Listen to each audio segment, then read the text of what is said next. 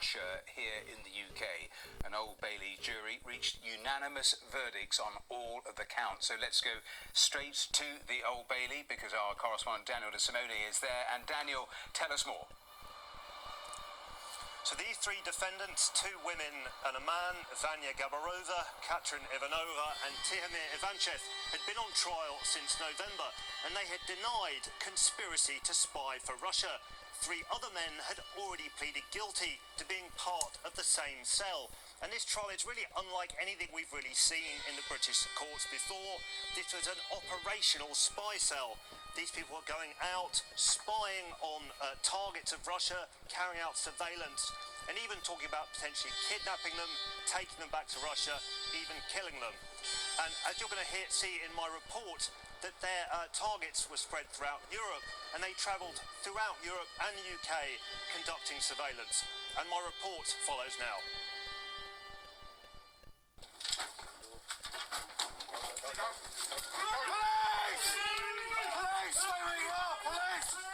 Smashing a Russian spy cell by raiding a guest house in Great Yarmouth.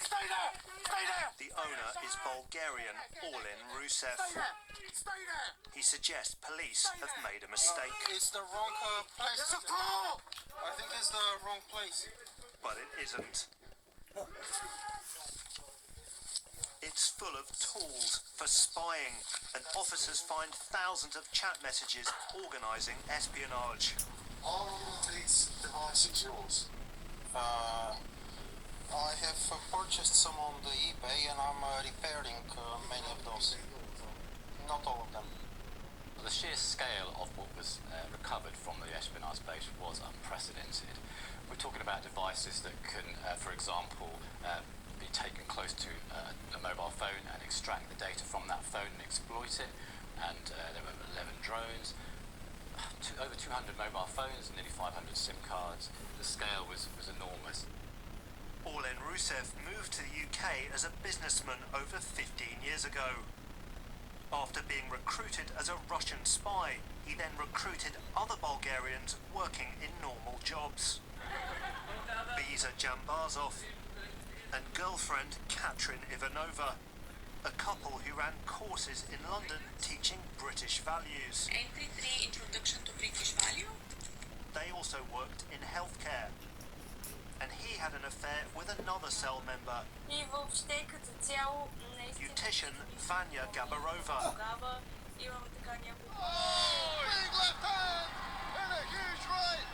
Another member was Ivan Stoyanov, a mixed martial arts fighter. Their spy cell conducted operations in the UK and Europe, following people targeted by Russia, and even seeking to identify Ukrainian troops believed to be training at a US military base in Germany. They filmed themselves next to the base. In Montenegro, they posed as holidaymakers to spy on the partner of one target.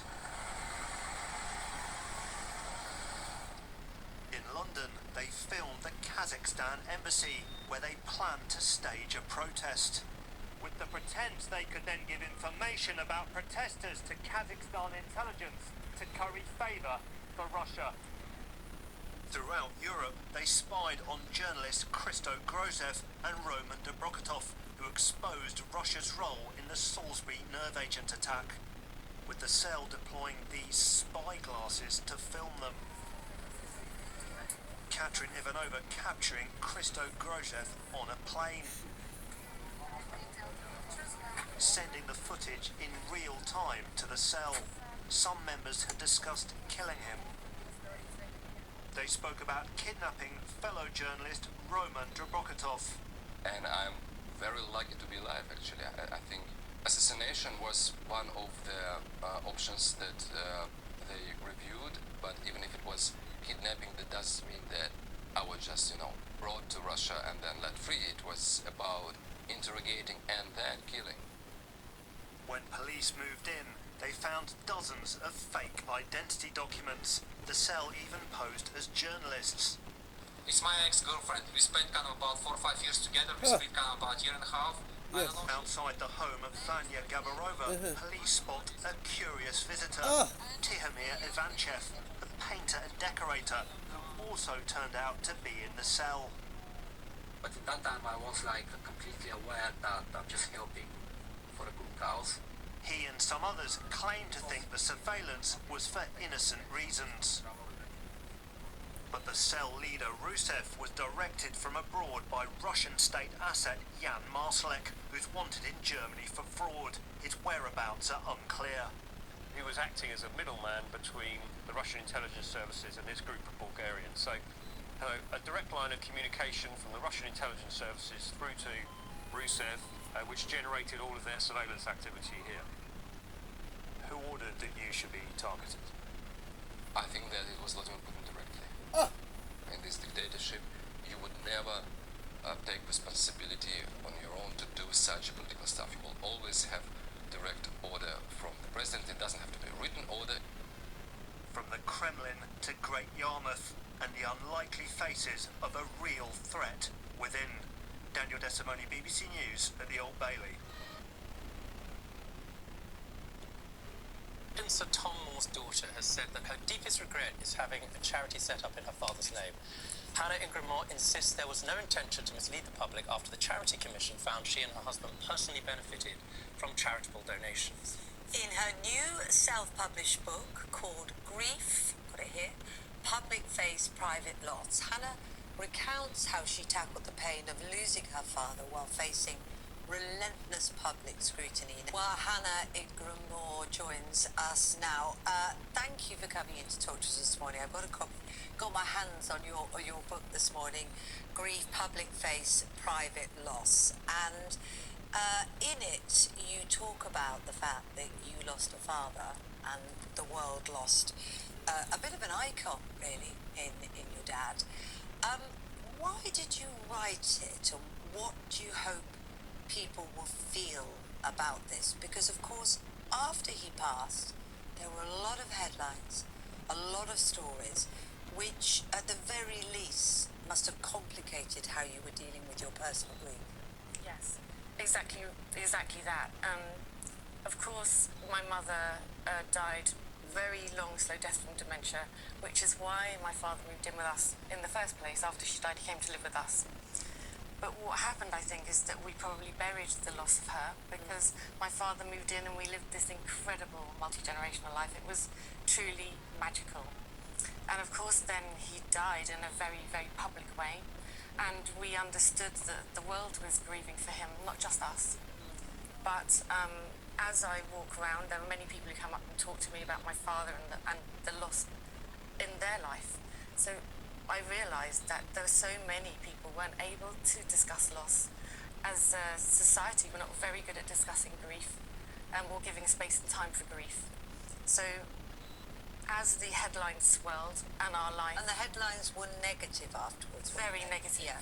As those negative headlines swelled and we lost control of any sense of the truth, we know that the truth sits here, but I was looking out and seeing that the lie being much more interesting than the truth that sat behind it. And so I had to bury my own grief.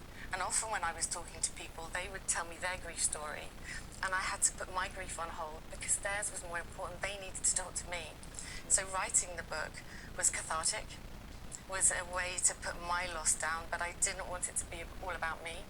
It was about touching those people who've come to talk to me about their loss. So it's losing control of the truth, right? The truth matters. You don't want to make it about you. Now, one of the multiple reasons that you were disqualified from running a charity for 10 years and that the Charity Commission found the foundation guilty of misconduct and mismanagement is because, amongst other things, in this book, your dad's book, you received a £1.5 million advance, and you made clear, and it was very specific, that sales of the book would go and be in support of the foundation. In other words, if you buy it, the money's going to go to the foundation.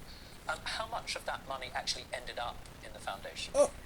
It was going back to 5 years ago now, and the book contract was between my father and the publisher. Oh yes, so, I hear that. So he, just to be clear, because you've said this before, this is what you said, I think yesterday. Have a listen.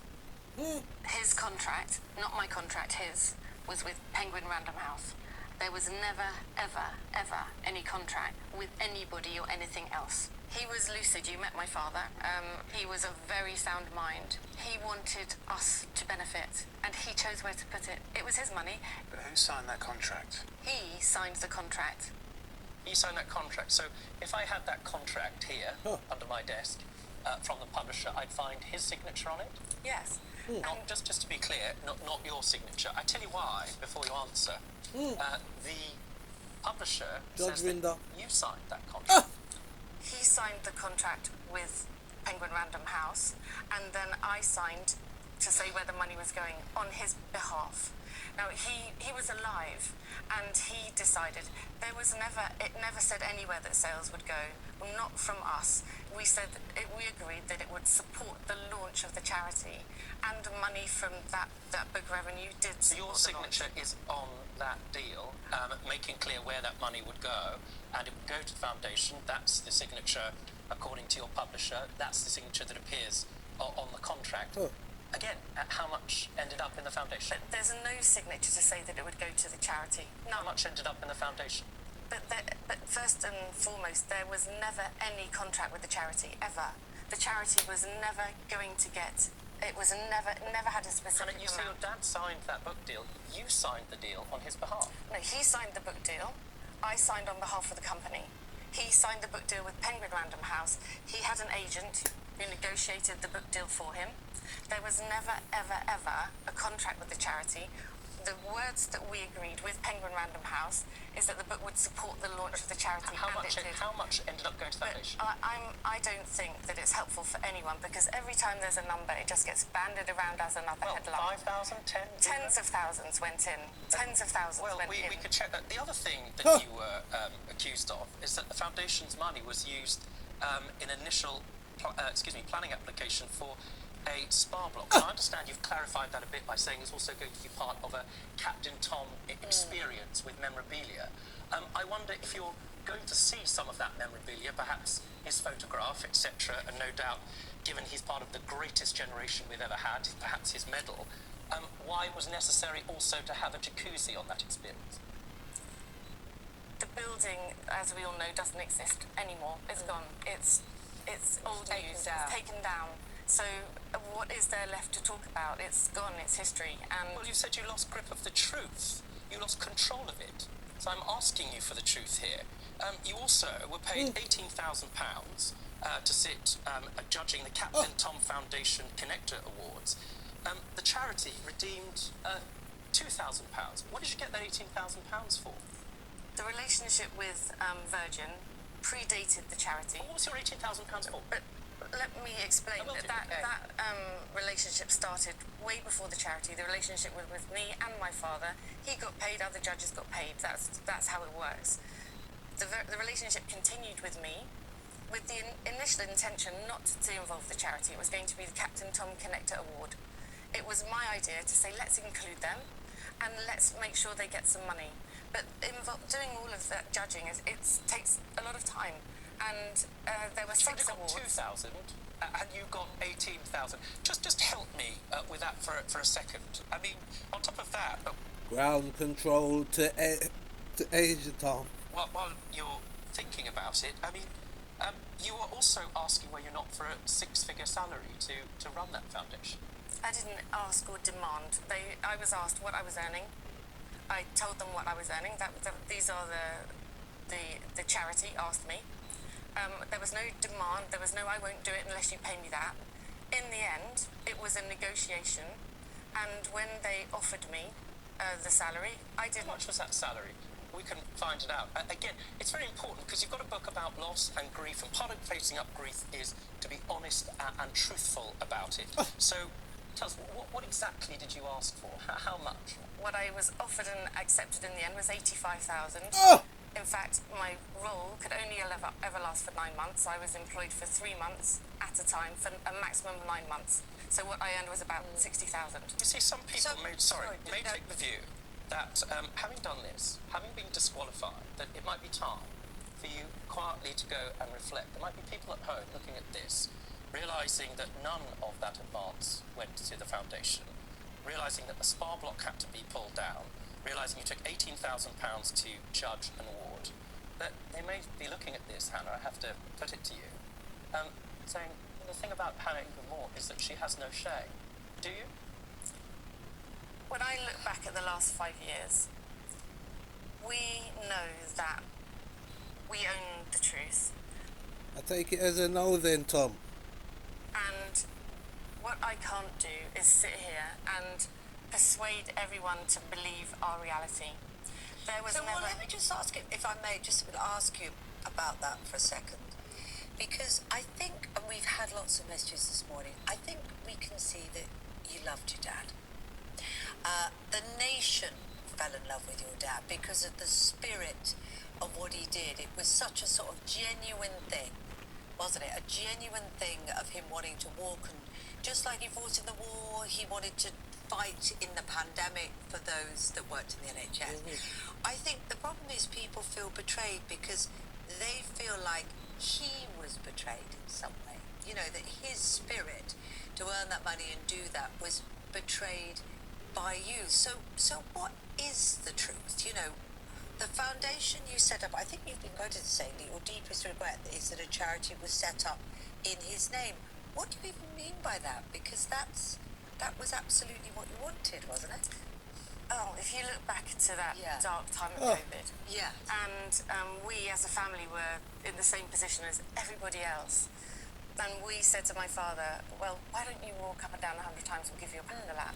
And that thing, and that's what's being forgotten. Well, of course, but it's being forgotten, I think people feel, because you've done something to damage the legacy. Nobody forgets his spirit. That there's something went wrong, either terrible mismanagement or the accusations of the Charity Commission, and we'll hear their statement is, that there was sort of willful mismanagement. Did you just get carried away, or what happened? What was your truth? There was no willful mismanagement, no will to do anything but support the legacy. And you know, my father was there with us. He was there as we came up. We said, how can we continue this legacy? How can we allow people to touch this for a lifetime? And then that was when a friend of ours said, well, why don't you set up a charity? And we didn't go away and set it up. Other people set it up. Now, I wonder what I'm listening to what you say. It's important that you have your right to reply here. I wonder what your father would make of you taking £18,000. I wonder what he would think of the 1.5 million that was kept. Do you think that's what he would have wanted? A man who won and captivated the hearts of the British public, who was knighted by the Queen. But he was alive when he was paid that money. Neither he nor us. You having signed a contract, you say his compass mentors. Do bear with me. You signed it. Excuse me. I've got a copy of the contract. Has your signature on it. It has your signature on it, making very clear what would happen. You signed that contract with the publisher. I can get a copy of that contract. Any member of the public, if they saw that contract, would take the view that you made the deal with Random House. He may have been compass mentors, but you were in control at all times, were you not? No, he lived. You were not. He lived with us, and we were all equal. We didn't think of him as diminished older man. He decided he was paid that money as an advance, and he decided where it went. So we didn't take it. He was paid it. SIP to Major Tom, Sir Tom, Captain Tom.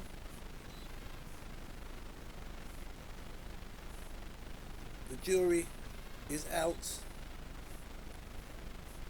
Do you find the defendant guilty or not guilty?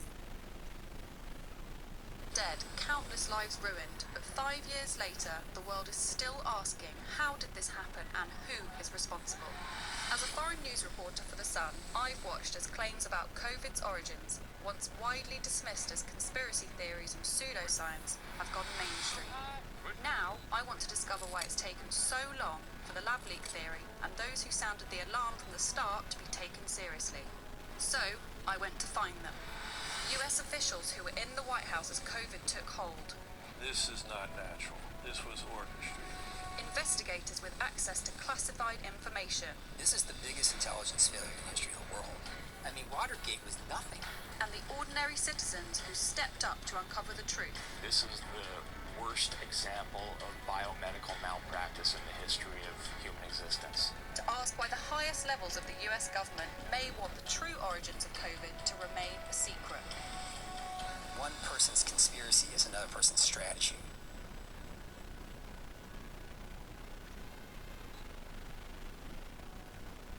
At the end of 2019, there were very few people who understood the magnitude of what the world was facing. One of them was Robert Redfield, the director of the US Centers for Disease Control. US Centers for Disease Control.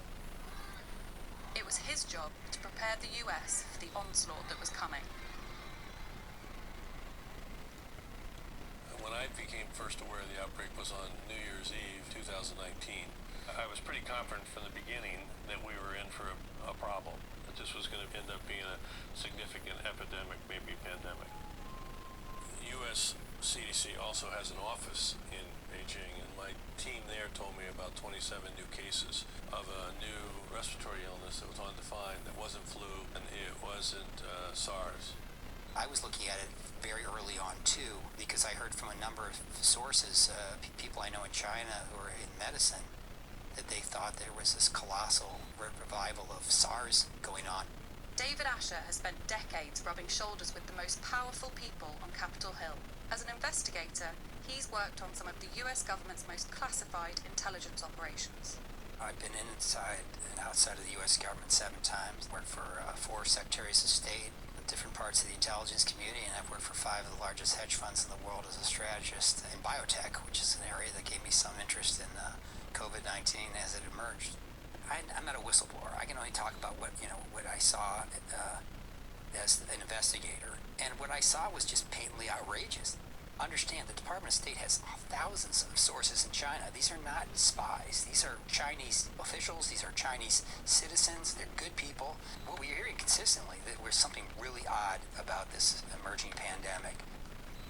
We didn't have a classified capability in Wuhan, but we had plenty of cables, and I don't know why those cables haven't seen the light of day. But the cables indicated there was this huge influenza surge. This ILI, influenza-like illness, started spreading quite rapidly, which was a clear indication, whether you are a spook or not, something was wrong with this influenza-like illness that was not influenza. As soon as I saw the cables on that from our embassy, I started calling people, including my colleagues in the Secretary's office, and said, I think we got to look into this. I talked to my counterpart, George Gao, in China, who ran the Chinese CDC. George told me pretty quickly that he didn't feel there was any evidence of human-to-human transmission, and they didn't think that there was asymptomatic illness. I said, George, what's your case definition? And he said, Bob, it's someone with an unspecified pneumonia that's not flu or not SARS that came from the wet market.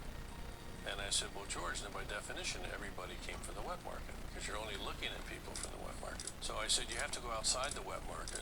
2 or 3 days later, he called me back, and he said, Bob, we have hundreds of cases, and it has nothing to do with the wet market. I offered to put a team in from CDC. I had over 20 people lined up to go. My counterpart, George, he said he couldn't give me approval, and then I went to ask President Trump if he would call the President of China, which he did. I was there in the Oval Office, but we never got an answer on any of our requests. We had conclusively seen evidence that as early as mid-November 2019, the Chinese Communist Party was engaged in a frenzied cover-up of something going on in Wuhan, China. And the information all was consistent with a huge surge of activity involving some national security incident. Something was going on in the Imperial City that was keeping Xi Jinping up late at night that we didn't know about.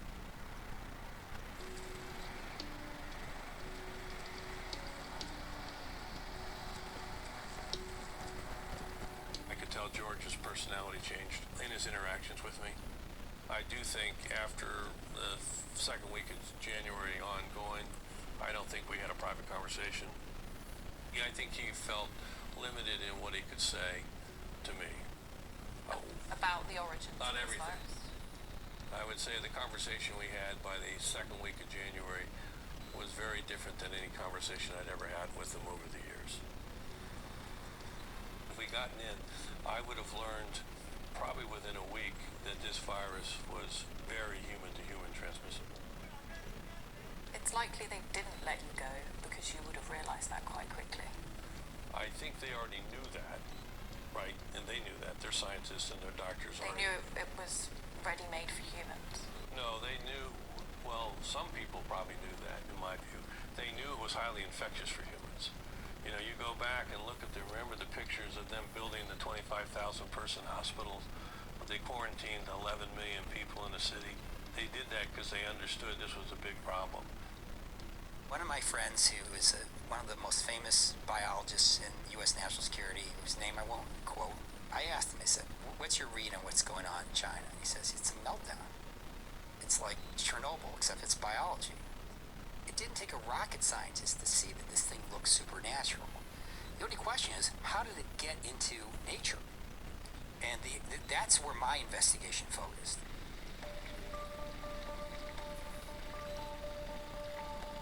In a secret location in the United States, I'm meeting a Chinese whistleblower who fled the country after claiming the CCP hid the truth about COVID from the start.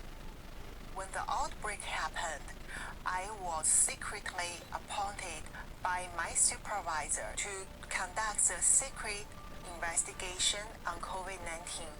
At that time, China government rejected to give any information to WHO, even not to Hong Kong government. So they need to know what happened in China.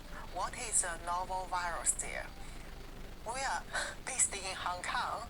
If there are some new infectious disease happen in China, it's our responsibility. It's also something we need to prepare for. He said, you have to do it secretly and be careful. Don't cross the red line. Keep quiet. If not, you will be disappeared. I can't help you. Dr. Yan was working at the World Health Organization lab in Hong Kong. She claimed she had an extensive network of contacts inside China. My friends told me that there are some basic facts we can know. First, there is COVID-19 virus sequence already. China knows that. Remember, at that time, even after 2 weeks, until middle January, China didn't release the correct virus sequence. And also, what China government know is in Wuhan is much worse than what they admitted. I feedback the information to them that China cover up what happened in Wuhan, and that was the novel coronavirus in Wuhan. If you're a little anxious about investing and you're looking for a simple way to handle your investments at the touch of your fingertips, then you need to be using eToro, one of the tidiest. After uncovering what she believes to be evidence of the true origin of COVID, Yan decided to go public through an exiled activist and YouTuber living in America called Luda Media. I thought when Mr. Luda broadcasted what I found, China government will realize, oh, our secret are exposed, we should stop. After blowing the whistle, she says she began to fear for her safety in Hong Kong.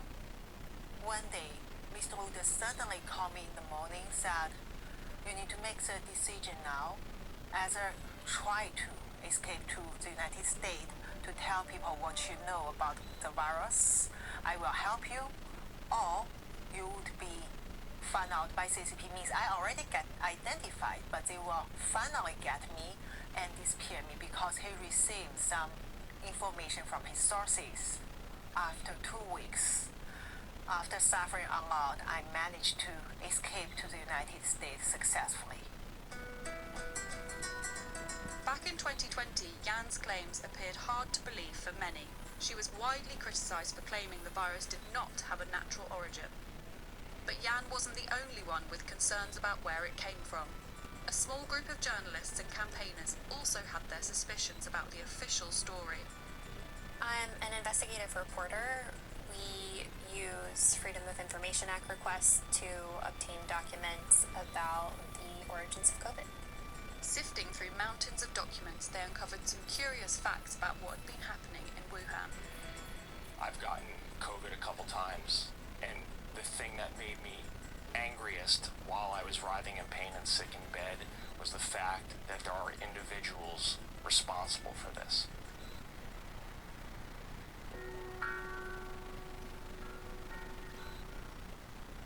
Before the pandemic, there were a very limited number of laboratories in the world working on coronaviruses. One of the largest was the Wuhan Institute of Virology, a sprawling complex located just 40 minutes from the city's now infamous wet market. The CCP had big ambitions in biotech, and those ambitions were concentrated in the city of Wuhan. The Wuhan Institute of Virology is one of China's leading virology institutes, in fact, probably the leading one.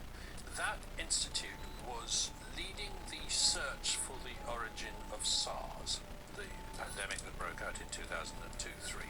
And they were very successful in that. They tracked it down to bats, and they tracked it down to bats in particular caves in southern Yunnan. The lab had sort of become internationally famous for discovering the key components that made up the original SARS virus, and they were looking towards the future. Led by a Chinese scientist named Dr. Shi Zhengli, the Wuhan team scoured China's provinces hunting for SARS-like viruses in the wild, which could pose a risk to humanity in the future. They were interested in something like SARS 2.0. So they were doing a lot of prospecting for these novel SARS-like coronaviruses in caves in southern China, in remote areas, and bringing it back to the city of Wuhan. The Wuhan Institute of Virology was a good lab. It was doing world-beating research.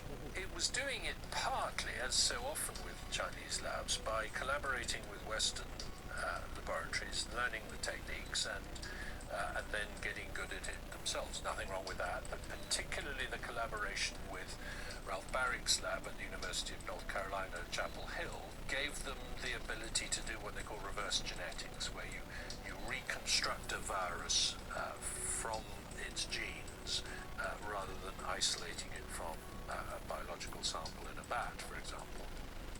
Ralph Barrick is probably the leading coronavirus researcher in the world in terms of his ability to sequence, manipulate, understand, and alter coronaviruses.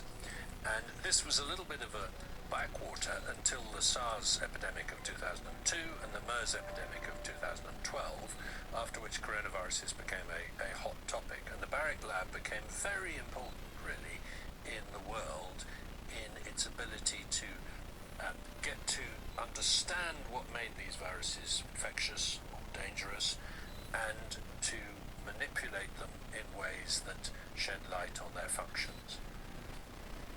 How could this possibly come about? And oh my gosh, there's technology that we have, and apparently the Chinese have as well, that this can be created in a lab. So how can you not rule that